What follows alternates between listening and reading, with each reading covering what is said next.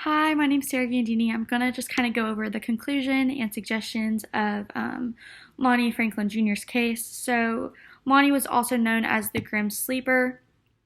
He was eventually found guilty of 10 first degree murder counts and then one count of attempted murder.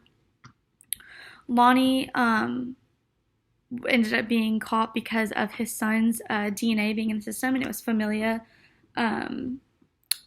DNA, which is what led to them being able to figure out who Lonnie was, testing him, and it coming back as his.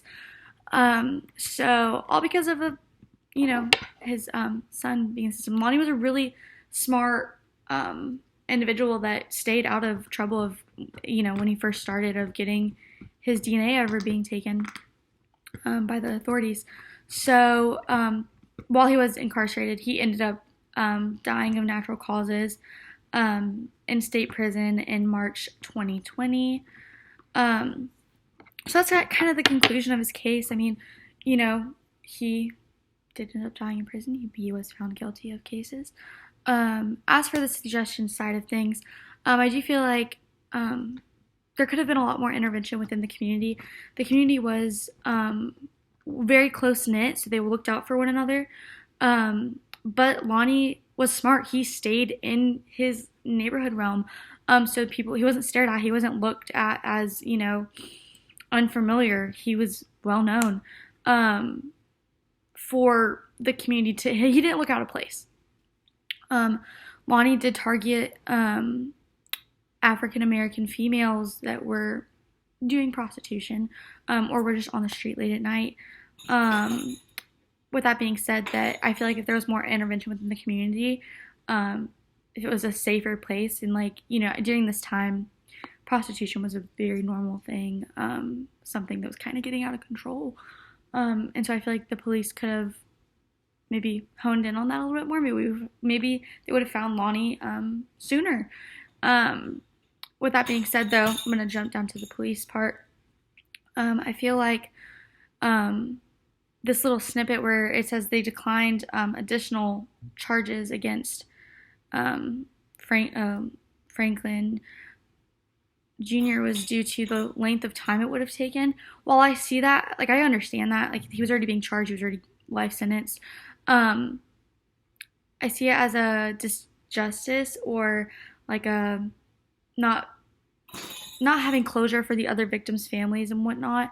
As we know that there was many more cases that he had had.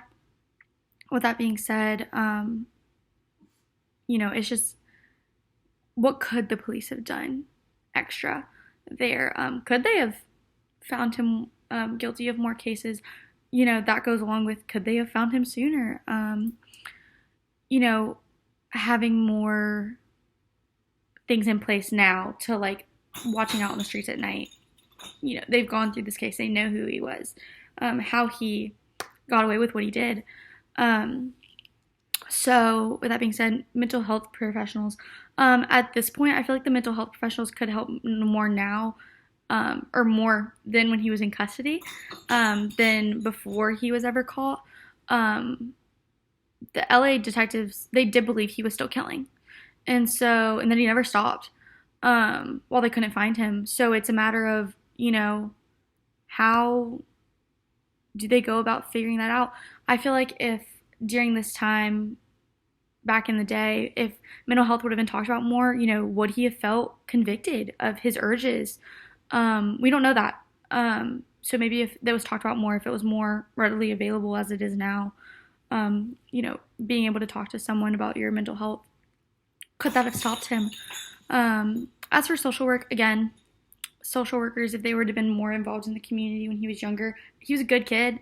He had a few priors, but it wasn't anything to where it would be oh yeah, he's going to end up being a serial killer. So we didn't know that. And as for the courts, like I said, at this point, there wasn't much more they could do besides maybe providing him some mental, psychiatrist help. But at that point, again, he had been arrested. He knew what he did. And he was just going to end up living out his life in custody. So that's the conclusions and suggestions of Lonnie's case.